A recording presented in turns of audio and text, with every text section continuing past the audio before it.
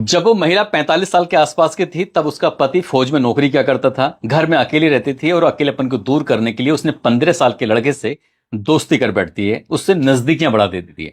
अब देखते देखते उस लड़के से वो इतना नजदीक पहुंच जाती है कि वो भूल जाती है कि वो उसके बच्चे की उम्र का है और उसके साथ वो कुछ ऐसी स्थिति में आ जाती है।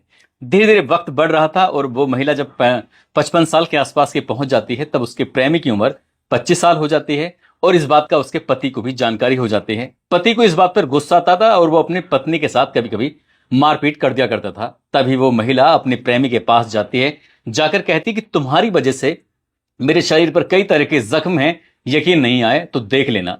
जैसे ही उसके प्रेमी में ये बात सुनी, प्रेमी कहता है कि तुम्हारे शरीर पर जो जख्म है, एक एक जख्म का एक एक कतरे का बदला लिया जाएगा, तुम्हें इस बात का अंदाजा भी नहीं होगा। और वो दिन भी, वो तारीख भी आती है कि आखिरकार उस लड़के ने, जिसकी उम्र 25 साल होती है, जो कि ट्रक ड्राइवर होता है, जो कि एक अपनी से ज्यादा उम्र की महिला के साथ बहुत ज्यादा नजदीकी रिश्ते में पहुंच जाता है, वो उसके पति का कत्ल कर देता है। कत्ल भी वो भयानक रूप में करता है, उसके एक दो नहीं, शरीर के 6 टुकड़े कर देता है। और जब इस घटनाक्रम का खुलासा होता है, मामला फिर अखबारों में, सोशल मीडिया के माध्यम से लोगों को पता चलता है, तो लोगों को मेरठ के वो कहानी याद आ जाती है जिसमें एक प्रेमिका ने अपने प्रेमी के साथ मिलकर पति के टुकड़े कर दिए थे, साथ ही उसकी लाश को ड्रम के अंदर पैक कर दिया था, जिस घटनाक्रम की गूंज न केवल पूरे इंडिया में बल्कि पूरे आसपास के मुल्कों तक फैल जाती है। आज की कहानी को सुनने के बाद आप लोग भी सोचने पर मजबूर हो जाएंगे, जिसकी जवान बेटियां हों वो दूसरों से कैसे प्यार कर सकती है। आदाब, नमस्कार, सत श्री अकाल। आज की जो सच्ची घटना मैं आपको सुनाने जा रहा हूं, ये सच्ची घटना है उत्तर प्रदेश के जिला बलिया का एक थाना लगता है सिकंदरपुर, और सिकंदरपुर थाना क्षेत्र का एक इलाका है खरीद दियारा। इस रास्ते में एक आम का बाग लगता है और ये 9 मई 2025 की शाम लगभग 4 या 5 बजे के आसपास का वक्त हो रहा था। इसी बीच में कुछ महिलाएं बकरी चराते हुए अपनी गांव की तरफ जब जा रही थीं, तो इन्हीं महिलाओं में से एक महिला की नजर कुछ पॉलिथीन पर पड़ जाती है। पॉलिथीन के पैकेट होते हैं 5, और 5 पॉलिथीन के पैकेट में उस महिला की जब नजर पड़ती है, उसको लग रहा था जैसे किसी का कोई सामान छूट गया है। इसलिए उस महिला ने अपनी बाकी साथियों से, अपनी सहेलियों से नजर बचाते हुए उस पॉलिथीन को जब खोलने की कोशिश की, और जैसे पॉलिथीन को खोलती है, खोल के जो उसके अंदर झांकने की कोशिश कर रही थी, उसकी चीख निकल जाती है। इतनी जोर से चीखती है, चिल्लाती है, और उसके बाद एकदम से बेहोश होकर जमीन पर गिर जाती है। जैसे वो जमीन पर गिरती है, बाकी महिलाएं उसकी चीख सुनने के बाद जब मौके पर पहुंचती हैं, उन्होंने जो अपनी आंखों से देखा वो भी बड़ी हैरानी में पड़ जाती हैं। दरअसल उस पॉलिथीन के अंदर उस महिला ने जो खोला था उसकी गांठ को, उसके अंदर एक इंसान का, एक मानव का सर रखा हुआ था, और बाकी जो पॉलिथीन के पैकेट रखे हुए थे, किसी में हाथ तो किसी में पैर रखे हुए थे। 5 यहां पर टुकड़े थे। एक हिस्सा था जो धड़ था, जो मौके से गायब था। अब इन महिलाओं ने, जो बकरियां चरा रही थी, इन्होंने जोर जोर से चीखना शुरू कर दिया, चिल्लाना शुरू कर दिया। उस बाग के आसपास जो लोग खेतों पर काम कर रहे थे, या ये चीखों की आवाज जो गांव तक पहुंच रही थी, आसपास के गांव के लोग भी मौके पर आ जाते हैं। जैसे लोग मौके पर आते हैं, उसके बाद लोगों ने पुलिस को सूचना दी।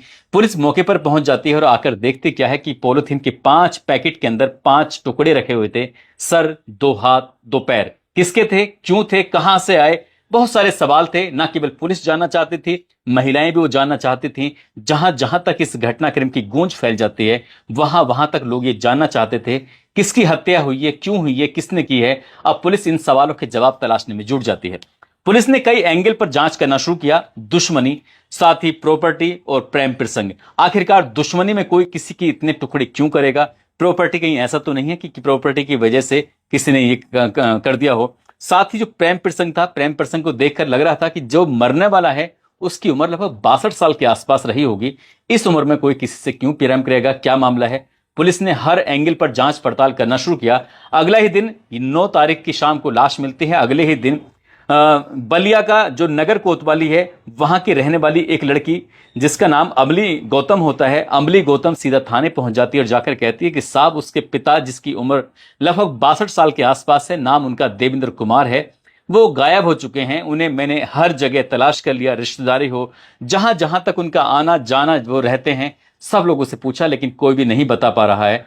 आप मेरे पिता को ढूंढने में मदद कर दीजिए। वो लड़की रोते हुए अपने पिता के बारे में जब बात कर रही थी, पुलिस ने इस मामले में गुमशुदगी दर्ज कर ली, और गुमशुदगी दर्ज करने के बाद जितने भी जिले के थाने थे, आसपास के जनपदों के थाने थे, हर थाने में ये सूचना पहुंचा दी गई। 62 साल का एक आदमी है नाम देवेंद्र कुमार है, सेना से रिटायर्ड हो चुका है। उसकी 3 बेटियां हैं, एक दत्तक पुत्र है, वो अचानक से गायब हो चुका है 9 मई को। जैसे पुलिस के पास ये सूचना सर्कुलेट की जाती है, तभी सिकंदरपुर से फोन पहुंचता है कि एक लाश के 5 टुकड़े मिले हैं, 6वां हिस्सा उसका कहां है पता नहीं, आप एक बार ये इस लड़की से पता कराने की कोशिश करो, हो सकता है कि लाश उसके पिता की हो। जैसे पुलिस ने उस लड़की से संपर्क किया, लड़की ने साफ साफ बोल दिया कि ये तो मेरे पिता ही हैं, लेकिन हत्या क्यों की है, किसने की है, इस बारे में उस लड़की को कोई जानकारी नहीं थी। हालांकि एक क्लू उस लड़की ने जरूर दिया था। जैसे ही पुलिस को यह क्लू मिलता है, पुलिस सक्रिय हो जाती है और सक्रिय होने के बाद इस लड़की की मां के पास पहुंच जाती है। मां का नाम माया देवी होता है, जो कि गांव खड़सरा की निवासी होती है। थाना उसका खेजुरी हाल लगता है। आखिरकार पुलिस ने माया देवी को हिरासत में लिया, उनसे पूछताछ की। पूछताछ करने के बाद उनसे पूछा कि तुम्हारे पति कहां थे, तुमने एफआईआर दर्ज क्यों नहीं कराई, तुमने पुलिस से संपर्क क्यों नहीं किया, तुमने लोगों से क्यों नहीं पूछा वो कहां कहां जाते थे, उनसे बातचीत क्यों नहीं की। जब उस माया देवी से पुलिस ने लगातार सवाल पर सवाल दागना शुरू किया है, तो वो सवालों के जवाब ना तो देने में सक्षम हो पा रही थी। जब उससे पूछा गया कि तुम उनके बारे में कोई जानकारी दीजिए, आखिरकार कहां थे, वो कहती है कि उसकी जो बेटी है, छोटी वाली अमली बेटी, वो कोटा में रहकर तैयारी कर रही थी परीक्षा की, और वो उसी को लेने के लिए बक्सर रेलवे स्टेशन पे गए थे, जो गांव से लगभग 36 किलोमीटर दूर लगता है। ये जो इनका गांव लगता है, गांव का नाम बहादुरपुर है, जो कि नगर कोतवाली क्षेत्र का एक गांव लगता है। जब पुलिस ने इस महिला की बात को सीरियसली लिया, गंभीरता से लिया, इसके पति की सीडीआर निकलवाई जाती है, कोल्ड डेटा रिकॉर्ड, किस किस के वो संपर्क में था, साथ ही वो कहां कहां गया था, इस बारे में जब जानकारी पुलिस जुटाती है, तो यहीं से पुलिस को एक ऐसा क्लू मिलता है जिससे पुलिस खेलना शुरू कर देती है। दरअसल महिला ने बताया था कि वो बक्सर गया था, जबकि लोकेशन के हिसाब से पता चल रहा था कि वो अपने घर से कहीं बाहर गया ही नहीं, उसके मोबाइल की कोई मूवमेंट थी ही नहीं। तब पुलिस ने इस महिला से थोड़ा सख्ती से जब बातचीत करना शुरू किया है, तब उसके बाद कुछ चौंकाने वाली बात सामने आती है। महिला बताती है जब वो 45 साल की थी, तब उसके एक लड़के से दोस्ती हो जाती है, नाम उसका अनिल यादव होता है। वो आगे चलकर उस अपना पेशा ट्रक का ड्राइवर अपना लेता है, और धीरे धीरे करके उससे नजदीकियां उसकी बढ़ जाती हैं। नजदीकियां बढ़ जाती हैं, उसका पति दिसंबर 2023 में रिटायर होकर घर पे आ जाता है, और इस बात का उसके पति को पता चल जाती है। पति ने उसके नाम से कुछ जमीन भी कराई थी, और इसी वजह से उसने उस जमीन को भी वापस ले लिया था। इस बात पर भी मनमुटाव रहता था, वो अपने प्रेमी से मिलना चाहती थी और पति इस पर रोक लगाया करता था, और इसी बात पर इनमें मनमुटाव रहता था। जब उसके पति को गुस्सा आता था, तो अपनी पत्नी के साथ मारपीट भी कर दिया करता था। इस तरह से वक्त आगे बढ़ता चला जाता है, और ये तारीख तय कर लेते हैं। अपने प्रेमी से पूरी कहानी बयां करती कि तुम्हारी वजह से मैं पिटती हूं, मार खाती हूं, तुम्हारी वजह से मुझे बहुत कुछ नुकसान हो रहा है। प्रेमी कहता है कि घबराने की जरूरत नहीं है, तुम्हारे खून के एक एक कतरे का हिसाब किताब लिया जाएगा। और ये तारीख तय कर ली जाती है 9 मई 2025 की शाम लगभग 4 बजे के आसपास। इस अनिल यादव ने अपने दोस्त सतीश यादव के साथ मिलकर, साथ ही एक मिथिलेश पटेल होता है उसके साथ मिलता है। 3 तो ये लड़के होते हैं जिनकी उम्र 19, 22, 23 या 25 साल के आसपास होती है, और वो महिला 55 साल के आसपास होती है। देवेंद्र की हत्या करते हैं, ना केवल हत्या करते हैं बल्कि शरीर के 6 टुकड़े कर देते हैं। और इस महिला की निशानदेही के आधार पर ही, जहां पर ये शरीर के 5 हिस्से मिले थे, एक जगह लगती है दरोली शिवाल, वहां पर कुएं के अंदर धड़ भी मिल जाता है। पुलिस सबसे पहले माया देवी, उसके बाद मिथिलेश पटेल को गिरफ्तार कर लेती है, और गिरफ्तार करने के बाद आखिरकार उस बाकी शरीर के हिस्से भी ढूंढ लेती है। अब नंबर आता है अनिल यादव की गिरफ्तारी का, लेकिन अनिल यादव पुलिस को मिल नहीं पा रहा था। पुलिस को सूचना मिलती है कि अनिल यादव अपने साथी सतीश यादव के साथ वो इधर उधर भागने की फिराक में है। पुलिस ने तत्काल ही उसको गिरफ्तार करने की कोशिश की, उसने पुलिस को देखते ही गोली चलाना शुरू कर दिया। पुलिस की तरफ से मुठभेड़ होती है, और मुठभेड़ में वो घायल हो जाते हैं।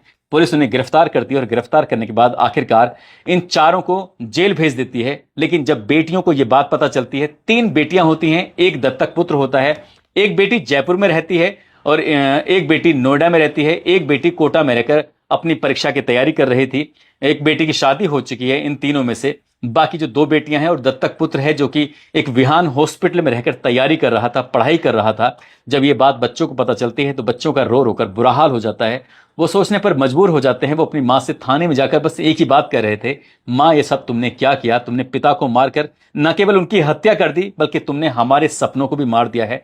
माँ ऐसा कैसे कर सकती है। वो रोते हुए अपनी माँ को यही बात कर रहे थे, लेकिन माँ के चेहरे पर, उसकी आंखों में बिल्कुल कोई सिकन मात्र नहीं थी, और वो ऐसे थी जैसे कि उसे किसी बात का कोई अफसोस नहीं था। पुलिस ने 4 आरोपियों को गिरफ्तार करने के बाद जेल भेज दिया। पुलिस की कोशिश है कि कम से कम समय में इन सारे आरोपियों को बड़ी से बड़ी सजा मिलनी चाहिए, ताकि समाज में एक संदेश, एक मैसेज जा सके कि बुरे काम करने वालों का बुरा नतीजा होता है। फिर दोस्तों, इस घटना ने जो उत्तर प्रदेश के मेरठ की उस घटना की याद ताज़ा कर दी, जिसमें एक लड़की अंजू मुस्कान होती है, मुस्कान रस्तोगी ने अपने प्रेमी के साथ मिलकर, साहिल शुक्ला के साथ मिलकर सौरभ राजपूत की हत्या करके उसके ड्रम के अंदर पैक कर दिया था। और उस ये घटनाक्रम पूरे इंडिया ही नहीं बल्कि कई मुल्कों में ये सुर्खियों में रहा था। लोगों को यकीन नहीं हो रहा था, आश्चर्य हो रहा था कि आखिरकार ये महिलाएं, ये लड़कियां आखिरकार कर क्या रही हैं। दोस्तों, इस पूरे घटनाक्रम को सुनाने का उद्देश्य किसी को परेशान करना नहीं है, किसी का दिल दुखाना नहीं है, बल्कि आपको जागरूक करना है, आपको सचेत करना है। और जाते जाते आपको यह भी बताना है कि जिस तरह से ये फौजी फौज में था, वहां पर नौकरी कर रहा था, उसकी पत्नी घर पर अकेली थी, बच्चियां थीं, और उनकी पति की गैर मौजूदगी में उसने एक छोटे से लड़के को जो 15 साल का था उससे प्रेम कर लेती है, और उसी से ये इस तरह से नजदीक आती है कि अपने पति, अपने बच्चों को धोखा दे रही थी। दोस्तों, ये पूरी घटना है, पूरी जानकारी जो है, ये बहुत सारी जानकारी उपलब्ध कर रही थी। कुछ जानकारी हमने अन्य सोर्स के माध्यम से उपलब्ध प्राप्त की हैं, और ये तब आपके पास कहानी लेके आए हैं। दोस्तों, आप सब लोग अपना ख्याल रखें, सुरक्षित रहें। जय हिंद।